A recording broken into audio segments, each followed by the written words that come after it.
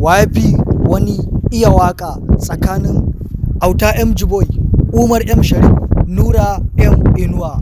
A yau za mu tsefe mu tantance wanda ya fi wani iya waka a cikinsu, sabida masoyan Auta MG Boy suna cewa ya fi Umar M Sharif iya waka, suna cewa ya fi Nura M Inuwa iya waka. Masoyan Nura M Inuwa suna cewa ya fi Auta MG Boy, ya fi Umar M Sharif. Masoyan M Sharif suna cewa ya fi Auta MG Boy, ya fi Nura M Inuwa. A yau za mu tsefe mu tantance wanda ya fi wani iya waka a tsakaninsu. Za mu fara da Auta MG Boy. Auta MG Boy, ina so ka min waka ta gani ta faɗa, sabida mu tantance mu san cewa da gaske ka iya, ba wai bogi bace. Bismillah. Soyayya ki banga in kurba ni da ke na mana.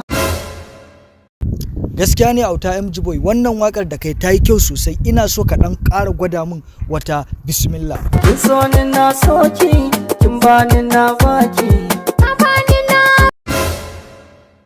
Gaskiya ne Auta MG Boy, wannan ma ta yi kyau sosai. Na baka maki 60. Ina zuwa zan dawo kanka.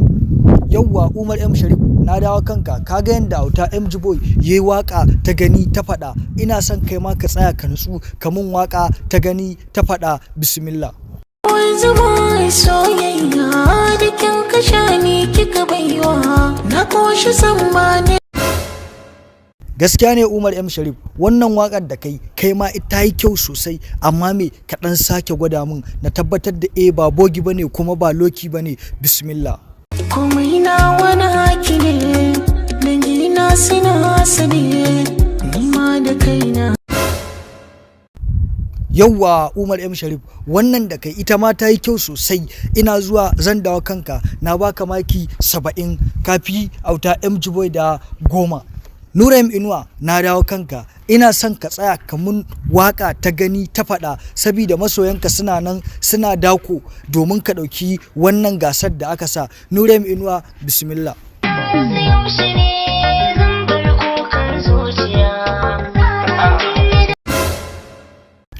Yauwa Nura M Inuwa, wannan wakar da kai ta yi kyau sosai, amma me ina so ka sake gwada min na tabbatar da ba bogi bane kuma ba loki ka kwasa ba. Ka dan sake gwada min.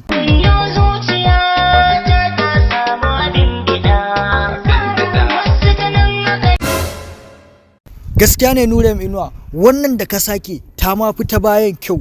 Kai ma na baka maki 70. Kun yi duro kai da Umar M Sharif. Masu kallo da sauraron mu, ku zan ba alƙalanci.